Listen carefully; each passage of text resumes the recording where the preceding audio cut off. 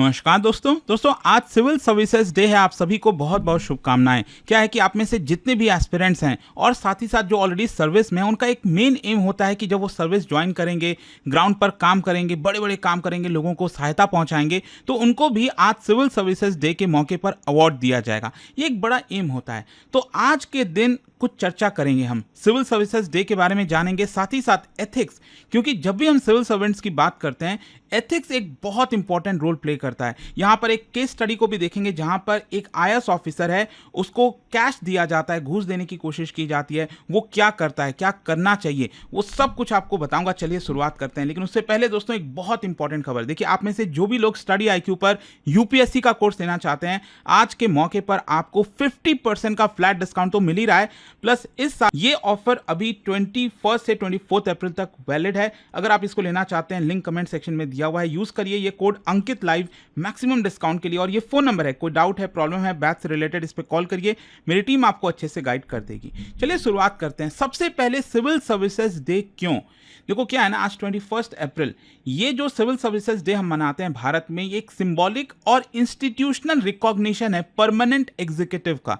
देखिए, जब हम बात करते हैं ना कि हमारे देश में पैरेलली दो तरह का सिस्टम चलता है। एक तो क्या है कि जो पॉलिटिकल एग्जीक्यूटिव है, ठीक है, और दूसरा परमानेंट एग्जीक्यूटिव। पॉलिटिकल मतलब जो प्राइम मिनिस्टर, सीएम, बाकी के मिनिस्टर्स होते हैं। अब उनको तो हर 5 साल में चुनाव लड़ना होता है, कभी कोई पार्टी पावर में आएगी, कभी कोई दूसरी पार्टी पावर में आएगी। लेकिन दूसरी तरफ हमारे देश का सिस्टम एक सही तरीके से चलता रहे, कंटिन्यूअस रहे। अब पार्टीज आएंगी जाएंगी, वो सब चलता रहेगा, लेकिन देश में जो गवर्नेंस सिस्टम है, चाहे वो ट्रैफिक रूल से लेकर कुछ भी हो, तो यहां पर आपके पास एक परमानेंट एग्जीक्यूटिव होना चाहिए। और वो सिविल सर्विसेज एक प्रकार से काम करते हैं और इनके द्वारा इंश्योर किया जाता है ताकि कंटिन्यूटी रहे, स्टेबिलिटी रहे, जो गवर्नेंस का इंप्लीमेंटेशन है वो होता रहे। और ये आज जो हम डेट सेलिब्रेट करते हैं ना, सिविल सर्विसेज डे, ये कोई जस्ट कॉमेमोरेटिव डे नहीं है। ये 3 मेन पर्पस सॉल्व करता है। सबसे पहला है जो वैल्यूज याद दिलाता है सिविल सर्विसेज को, इंटीग्रिटी, न्यूट्रलिटी, अकाउंटेबिलिटी, ये उनके अंदर होना चाहिए। दूसरा इंस्टीट्यूशनल, मतलब यहां पर जो एडमिनिस्ट्रेटिव रिफॉर्म्स है, इनोवेशन है, उसको एनकरेज करता है। साथ ही साथ यहां पर एक मोरल बूस्ट करता है ताकि आप भी अच्छा काम करें सोसाइटी में, एक्सीलेंस जो है आपको उसको रिकॉग्निशन मिले। ये सारी चीजों में आपको देखने को मिलेगा। थोड़ा सा मैं आपको इसका हिस्ट्री भी बताता हूं कि 21 अप्रैल ही क्यों चुना गया। क्या है कि 21 अप्रैल को ही हमारे जो पहले गृह मंत्री थे, होम मिनिस्टर सरदार वल्लभ भाई पटेल, उन्होंने दिल्ली के मेटकाफ हाउस में जो पहला बैच था आईएएस प्रोबेशनर्स का, उनको एड्रेस किया था। और उसके अंदर आपको याद होगा, उन्होंने सिविल सर्वेंट्स को स्टील फ्रेम ऑफ इंडिया की तरह डिस्क्राइब किया था। स्टील फ्रेम ऑफ इंडिया क्यों? क्योंकि स्ट्रक्चरल बैकबोन की तरह बोला गया गवर्नेंस को, कि देश में जो गवर्नेंस सिस्टम चल रहा है उसका जो सबसे बड़ा बैकबोन है वो आपका सिविल सर्वेंट है। वो इंश्योर करते हैं कि एडमिनिस्ट्रेशन कंटिन्यू रहेगा चाहे कोई भी पार्टी पावर में आएगी। जो नेशनल यूनिटी है, पूरे इतना डाइवर्स कंट्री है, सोचो, उसको एक यूनिटी की तरह लेकर चलाना वो कोई आम बात नहीं है। वो सिविल सर्वेंट्स चलाते हैं। यहाँ पर रूल बेस्ड गवर्नेंस होना चाहिए। ऐसा नहीं है कि जो मर्जी आया वो कर दिया। ऑल्दो ग्राउंड पर काफ़ी कुछ हुआ है, काफ़ी बदलाव हमने देखे, लेकिन यहाँ पर ये मेन पर्पज होता है, ये जो बोला गया था सरदार वल्लभ भाई पटेल जी के द्वारा। और ये जो आइडिया है वो कहीं ना कहीं रिप्लेस करता है ब्रिटिशर से, क्योंकि ब्रिटेन के समय जो इंडियन सिविल सर्विसेज था उसमें बहुत सारे, चाहे वो करप्शन से लेकर जितनी भी चीजें थी, उसको हमें रिप्लेस करने की जरूरत थी। ऑल्दो हम ये नहीं कह रहे हैं कि आज हम बहुत अच्छा कर रहे हैं सिविल सर्विसेज में, बहुत सारे इश्यूज हैं, करप्शन से लेकर एथिक्स से रिलेटेड बहुत चीजें हैं। अच्छा, मैं आपको एक चीज बता दूं कि ये जो सिविल सर्विसेज डे है 21 अप्रैल को सेलिब्रेट किया जाता है, ये ऐसा नहीं है कि हम 1947 से करते आ रहे हैं। ये वाला जो है ना, ये आपका 21 सिविल सर्विसेज डे है और 2006 में इसकी शुरुआत हुई थी। और ये कौन ऑर्गेनाइज करता है? जो डिपार्टमेंट ऑफ एडमिनिस्ट्रेटिव रिफॉर्म्स और पब्लिक ग्रीवेंसेस है। इसके अंदर क्या चीजें होती हैं, जो सेलिब्रेशन किया जाता है उसमें क्या होता है? एक तो प्राइम मिनिस्टर एड्रेस करते हैं। दूसरा, यहां पर जो एक्सपीरियंस है, ऑफिसर जो जिन्होंने काम किया है, उनके अलग अलग एक्सपीरियंस शेयर किए जाते हैं उनके द्वारा। जो बेस्ट प्रैक्टिसेस होता है उसको रिकॉग्नाइज किया जाता है, अवार्ड सेरेमनी होता है। और सबसे जो इंपॉर्टेंट अवार्ड होता है किसी भी सिविल सर्वेंट्स के लिए, जिसका एम होता है, लक्ष्य होता है कि हमें भी ये अवार्ड मिलेगा, वो कहा जाता है prime ministers award for excellence in public administration. Objective यही होता है ये करके, ताकि जो इनोवेशन है, ताकि जब आप आईएएस ऑफिसर बने, ग्राउंड पर लेवल पर काम करें, आपके सामने कोई ऐसी समस्या आ जाए जो लगे कि यार ये तो सॉल्व हो ही नहीं सकता, फिर भी आप अपने इनोवेटिव थॉट्स के थ्रू कुछ ऐसा करके दिखाएं ताकि आपने उन लोगों की भलाई किया हो। तो उसको, उस इनोवेशन को प्रमोट करता है ये जो अवार्ड है, एनकरेज करता है बेस्ट प्रैक्टिसेस को। यहाँ पर जो इम्पैक्ट ड्रिवन एडमिनिस्ट्रेशन है उसको रिवॉर्ड करता है। और इसके अंदर अलग अलग कैटेगरीज होते हैं, जैसे aspirational district, innovation, public grievance redressal, service delivery. तो यहाँ पर क्या है ना, ब्यूरोक्रेसी को प्रोसेस ओरिएंटेड से शिफ्ट करके आउटकम ओरिएंटेड होता है। मतलब करने को तो सभी लोग काम कर रहे हैं, लेकिन प्रोसेस में क्या रखा है, अल्टीमेटली उसका आउटकम क्या हुआ, ये बहुत मायने रखता है कि कुछ भी आप कर रहे हो, क्या उससे किसी का भलाई हो रहा है कि नहीं। अच्छा, इस पूरे सिविल सर्विसेज के डे के मौके पर एक चीज को लेकर जो अक्सर चर्चा होती है वो है कंडक्ट रूल्स। जो सिविल सर्विस सर्वेंट्स का कंडक्ट होना चाहिए पब्लिक लाइफ में, जिस तरह का उनका व्यवहार होना चाहिए, वो क्या कोई नियम वगैरह है कहीं पर? देखो मैं आपको बता दूं, जो सिविल सर्विसेज कंडक्ट रूल्स है वो आपको क्यों लाया गया? क्योंकि एक तो करप्शन, एडमिनिस्ट्रेटिव मोरालिटी जो डिक्लाइन हो रही है इंडिपेंडेंस के बाद, कहीं ना कहीं ये कंसर्न था, उसी को देखते हुए लाया गया। और 1962 में संथनम जो कमिटी थी उन्होंने कुछ रिकमेंडेशंस दिए थे, उसी के बेसिस पर एक तो 1964 का है सेंट्रल सर्विसेज कंडक्ट रूल्स, 1968 का all India services conduct rules हो गया। ये दोनों आपको कंडक्ट रूल्स देखने को मिलेंगे और इनका मेन एम यही होता है कि एथिकल गवर्नेंस को इंस्टीट्यूशनलाइज किया जाए, अकाउंटेबिलिटी लाया जाए, ब्यूरोक्रेसी के अंदर डिसिप्लिन लाया जाए।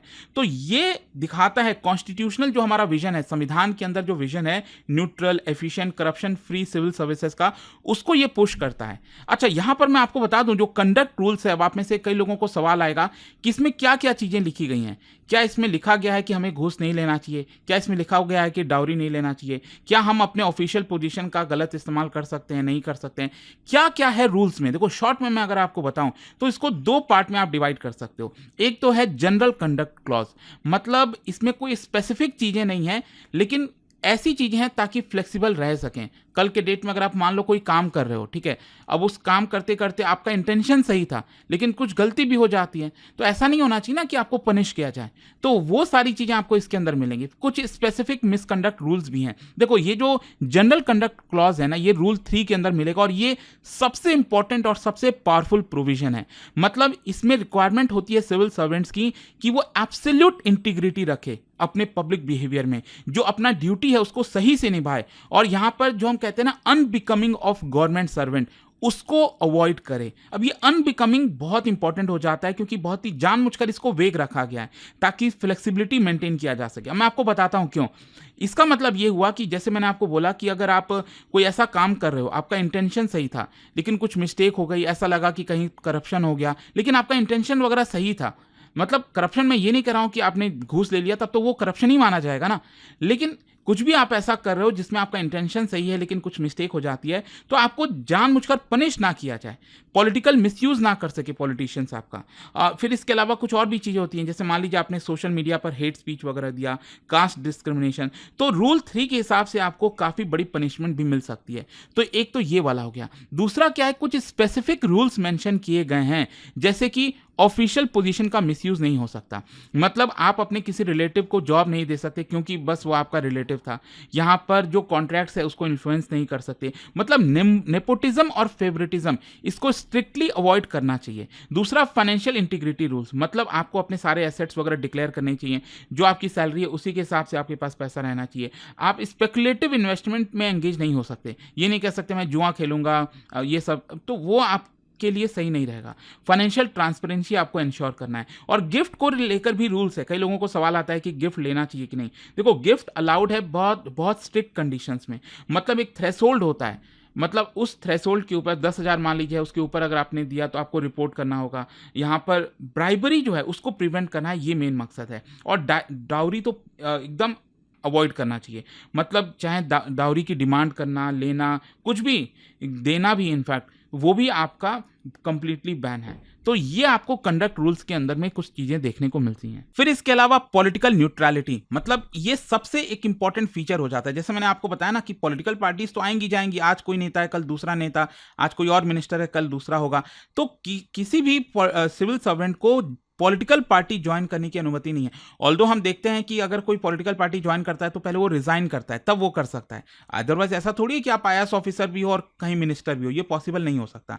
यहां पर इलेक्शंस में आप कैंपेन नहीं कर सकते किसी के लिए।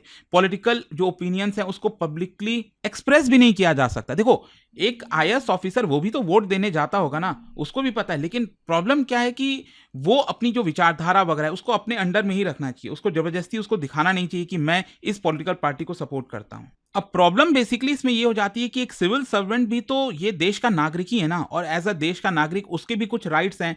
और लेकिन प्रॉब्लम क्या होता है कि जब आप इसमें एंटर कर रहे हो सर्विस में, तो आपको पता होना चाहिए कि एक आम नागरिक के पास जो राइट्स होते हैं वो सेम राइट्स की आप डिमांड कर ही नहीं सकते, क्योंकि आपका रोल ही इतना डिफरेंट होता है। मतलब इसी की वजह से आपको बैलेंस करना होता है। एक तो फंडामेंटल राइट्स की हम बात करते हैं, फ्रीडम ऑफ स्पीच वगैरह, एक आम नागरिक के लिए ठीक है वो फ्रीडम ऑफ स्पीच है, वो सेम चीज आपके ऊपर नहीं अप्लाई हो सकती, क्योंकि एडमिनिस्ट्रेटिव न्यूट्रलिटी आपको मेंटेन करना है।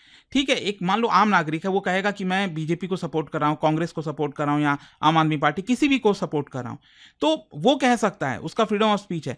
आप अगर ये चीज कहोगे ना, जस्ट इमेजिन क्या हालत होने वाली है। ठीक है, तो ये चीज नहीं होना चाहिए। खैर, यहां पर मैं एक केस स्टडी की बात करता हूं। मान लो कोई एक यंग आईएएस ऑफिसर है, डीएम बन गया मान लो, और काफी न्यू है सर्विस में, आइडियलिस्टिक है, सिग्निफिकेंट एडमिनिस्ट्रेटिव अथॉरिटी है उसके पास, और यहां पर उसके सामने एक रियल वर्ल्ड एथिकल टेस्ट आता है। होता क्या है कि एक मान लो सीनियर हेल्थ ऑफिसर है, वो उसके पास जाता है, मिलता है, प्राइवेटली मिलता है, उसके घर पर मिलता है जाकर, और बातचीत करने के बाद जो है एक फाइल में कुछ पैसे डालकर जो है उसको दे देता है। ठीक है, तो फॉर्मल इंटरैक्शन के बाद ऑफिसर चला जाता है, जो हेल्थ ऑफिसर है, और जब आईएएस ऑफिसर उस फाइल को खोलता है तब देखता है कि भाई इसमें तो पैसा पड़ा हुआ है। ठीक है, उसने कैश दिया, मतलब इन्फ्लुएंस करने की कोशिश कर रहा है, घूस दे रहा है। तो इमीडिएटली उसके इंटेंट को रिकॉग्नाइज करता है डीएम, जो यंग डीएम जस्ट अभी अभी बना है, और एफआईआर फाइल कर देता है। ठीक है, क्रिमिनल केस फाइल कर देता है हेल्थ ऑफिसर के ऊपर, और इंश्योर करता है कि उसको अरेस्ट किया जाए और उसको डिसमिस कर दिया जाए। अब देखो, ये सिर्फ ब्राइबरी के बारे में नहीं है, मतलब ये जो मैंने आपको बताया ना, ये जो होता है, तो ये करप्शन स्टार्ट कैसे होता है वो आपको समझ में आएगा। और दूसरा, एक सिविल सर्वेंट को एज अ डीएम, जब आप आईएएस ऑफिसर बनते हो, तो आपको पहले एथिकल ब्रीच में किस तरह से रिस्पॉन्ड करना चाहिए, ये दो इंपॉर्टेंट चीजें सीखने वाली। देखो, यहां पर हम ये नहीं प्रूव कर रहे हैं कि कौन सही है गलत है। ऑब्वियस सी बात है, हमें दिख रहा है कि जो हेल्थ ऑफिसर है जिसने पैसे डाले हैं फाइल के अंदर, वो गलत है, वो तो हमें साफ साफ यहां पर दिख रहा है। हम यहां पर किसकी बात कर रहे हैं? हम बात कर रहे हैं एथिकल एब्सोल्यूटिज्म की। मतलब यहां पर जो डीएम है, जो आईएएस ऑफिसर है, उसने कोई कॉम्प्रोमाइज नहीं किया और स्ट्रिक्ट लीगल एक्शन लिया। और दूसरा एक और है, वो है एथिकल प्रैग्मेटिज्म। मतलब जो सिचुएशन है उसके हिसाब से एडजस्ट करो। इतना हार्श कॉन्सिक्वेंस, मान लो जो हेल्थ ऑफिसर है, क्या उसके ऊपर इतना स्ट्रिक्ट एक्शन लेना चाहिए? तो इसको लेकर यहां पर फाइट है कि करना क्या चाहिए। अब देखो, करप्शन की साइकोलॉजी समझने की कोशिश करिए। करप्शन ग्रेजुअल होता है, सडन नहीं होता है। सडनली आपके पास 5 करोड़ रुपए नहीं आ जाएंगे। धीरे धीरे सामने वाले पार्टी को पता चलेगा ना कि हाँ, आपका इंटेंट क्या है, आप आए सभी नए नए बने हो, किसी को पता नहीं है आपके बारे में, तो टेस्ट करेगा कि ये घूस ले सकता है नहीं ले सकता है। तो नॉर्मल इंटरेक्शन होता है चाय कॉफी पे, फिर छोटे मोटे गिफ्ट दिए जाते हैं और नॉर्मलाइज हो जाता है धीरे धीरे। सब कहते हैं कि अरे सभी लोग तो एक्सेप्ट करते हैं। ये बड़ी प्रॉब्लम है सोसाइटी के अंदर। जस्टिफिकेशन दिया जाता है कि देखो ये तो सिस्टम ही ऐसा, आप क्या कर सकते हैं, यहाँ नहीं दोगे कहीं और दोगे। ठीक है, और यही चीज रेगुलर ब्राइबरी में कन्वर्ट हो जाती है। तो डीएम का इंटरवेंशन पहले स्टेज में ही ये बहुत मायने रखता है, एंड दैट इज वाई जो एक्शन है वो स्ट्रक्चरली इतना ज्यादा मायने रखता है। अच्छा देखो, जो अब क्वेश्चन ये आता है, डिबेट ये है कि क्या जो डीएम ने किया, यंग आईएएस ऑफिसर ने किया, क्या वो सही था या गलत था। देखो, यहां पर पहला आर्गुमेंट यह है कि डीएम बिल्कुल सही था, कोई जीरो टॉलरेंस उसने रखा, और जो भी स्ट्रिक्ट एक्शन लेना चाहिए था ताकि फ्यूचर में करप्शन ना हो, एक अच्छा प्रेसिडेंट सेट कर दिया कि उसको अरेस्ट कराया जाए, उसको पनिश किया जाए। तो एक तो ये विचारधारा है कि हाँ, डीएम एकदम सही था। दूसरा है कि डीएम बहुत ज्यादा आइडियलिस्टिक था, ये आर्गुमेंट आता है। मतलब वो हो सकता था कि वार्निंग दे देना ऑफिसर को, हेल्थ ऑफिसर को, कि देखो ये पहली बार कर रहे हो, इसके बाद दोबारा किए तो मैं अरेस्ट करा दूंगा। तो एक ये भी आर्गुमेंट आता है कि वार्निंग दे देना चाहिए, पैसे रिटर्न कर देना चाहिए। हार्श एक्शन से क्या होता है ना कि एक डर पैदा होता है, जो रिलेशनशिप होता है कर्मचारियों के बीच में, आईएएस ऑफिसर के, तो उनमें बहुत ज़्यादा डैमेज हो जाता है। तो ये भी प्रॉब्लम, क्योंकि देखो आपको गवर्नेंस भी चलाना है, सोसाइटी में गवर्न भी करना है, तो ये भी बहुत इंपॉर्टेंट है। और तीसरा यहाँ पर है बैलेंस्ड व्यू। मतलब ये चीज कि डीएम एथिकली करेक्ट है, बिल्कुल सही बात है, डीएम को एक्शन लेना चाहिए, लेकिन governance requires other things also, जैसे इंस्टीट्यूशनल सेंसिटिविटी। जैसे मैं आपको बताता हूं क्या, इंडिविजुअल लेवल पर पनिश करो, जो हेल्थ ऑफिसर था जो उसने घूस दिया उसको पनिश करना चाहिए, ये बिल्कुल सही है। दूसरा साथ ही साथ उसको उसका जो रूट कॉज है ना, मान लीजिए आपने पनिश कर दिया लेकिन उसका जो रूट कॉज है, कहाँ से ये चीजें आ रही हैं, क्यों हो रहा है, उसको जब तक आप फिक्स नहीं करोगे तब तक काम नहीं चल पाएगा। क्योंकि आपको अपने कोलीग्स को भी साथ लेकर चलना है जो आपके अंडर में काम कर रहे हैं, वो डिमोरलाइज ना हो जाए। तो आइडियल जो गवर्नेंस होता है ना, वो कॉम्बिनेशन ऑफ बोथ होता है कि आपको पनिश भी करना है। अगर आप मान लो छोड़ भी दिए तो एक मैसेज सेंड हो जाएगा ना कि भाई आप तो बहुत सॉफ्ट हो, आप तो करप्शन कर सकते हो, कोई दिक्कत नहीं हो। तो आपको पनिश भी करना है, दिखाना भी है कि हाँ मैं स्ट्रिक्ट एक्शन ले रहा हूं, लेकिन साथ ही साथ आपको अपने कोलीग्स को सबको बताना भी है कि ये जो प्रॉब्लम्स चल रही हैं, ट्रांसपेरेंसी नहीं है, अकाउंटेबिलिटी नहीं है, उसको कैसे फिक्स किया जाए। तो सिविल सर्वेंट्स के लिए देखो आज के डेट में कुछ इंपॉर्टेंट लेसन्स हैं कि first compromise is most dangerous. पहले ही मान लो आप आईएएस ऑफिसर बने गए डिस्ट्रिक्ट में, वहीं पर अगर आपने पहली बार कॉम्प्रोमाइज कर लिया तो ये हैबिट बन जाएगी, तो वहीं से आपको स्ट्रिक्टली रोकना है। दूसरा, एथिकल लीडरशिप की वजह से ही पूरा का पूरा डिपार्टमेंट चेंज हो सकता है। एक ऑनेस्ट आईएएस ऑफिसर आएगा तो पूरा डिपार्टमेंट बदल सकता है, तस्वीर बदल सकता है, भले ही वहां पर कितने सालों से करप्शन क्यों ना हो रहा हो। यहां पर साइलेंस जो है वो नहीं होना चाहिए, क्योंकि साइलेंस करप्शन को एनकरेज करता है। जैसे मान लो ये जो आईएएस ऑफिसर था, अगर ये एक्शन नहीं लिया होता हेल्थ ऑफिसर के ऊपर, राइट, तो पता चल जाता, सबको पता तो होता ही है डिपार्टमेंट में क्या हो रहा है, तो तुरंत यहां पर सबको लगता है कि हाँ ये भी घूसखोर है, इस तरह की बातें होने लगती। तो साइलेंट नहीं रहना है, एक्शन लेना बहुत जरूरी है। और institutional integrity is more important than personal convenience. यहाँ पर जो रिलेशनशिप है वो आपका ओवरराइड नहीं होना चाहिए एथिक्स से। तो ये कुछ इंपॉर्टेंट चीजें हो जाती हैं दोस्तों। आई होप कि इस वीडियो के थ्रू आज सिविल सर्विसेज डे के मौके पर मेरी कोशिश यही थी कि चाहे वो सर्विंग आईएएस ऑफिसर्स हों, जितने भी डिस्ट्रिक्ट्स में काम कर रहे हैं, साथ ही साथ आप सभी एस्पिरेंट्स, क्या अप्रोच होना चाहिए, किस तरह का गवर्नेंस सिस्टम, वो मैंने आपको बताने की कोशिश की। और जाने से पहले एक बहुत ही इंटरेस्टिंग क्वेश्चन, क्या बता सकते हो अकबर के समय में जो मनसबदारी सिस्टम होता था, it was concern primarily with which of the following? इसका राइट आंसर आप सब जानते हैं, मेरे इंस्टाग्राम पर तो मिलेगा ही, वहां पर अगर आप नहीं हो कोई बात नहीं, टेलीग्राम से ले सकते हैं इसका सही उत्तर। और दोस्तों जैसा मैंने आपको बताया, अगर आप यूपीएससी की तैयारी कर रहे हैं, कोई भी बैच चाहते हैं, आज सिविल सर्विसेज डे के मौके पर आपको 50% फ्लैट डिस्काउंट सभी कोर्सेज पर तो मिल ही रहा है, प्लस रैंक 88 के थ्रू आपको मेंटरशिप मिल रही है। Use this code Ankit live. कोई डाउट है, प्रॉब्लम है बैच से रिलेटेड, इस पर कॉल करिए, मेरी टीम आपको अच्छे से गाइड कर देगी। स्टडी IQ IAS, आपका सिलेक्शन हमारा मिशन।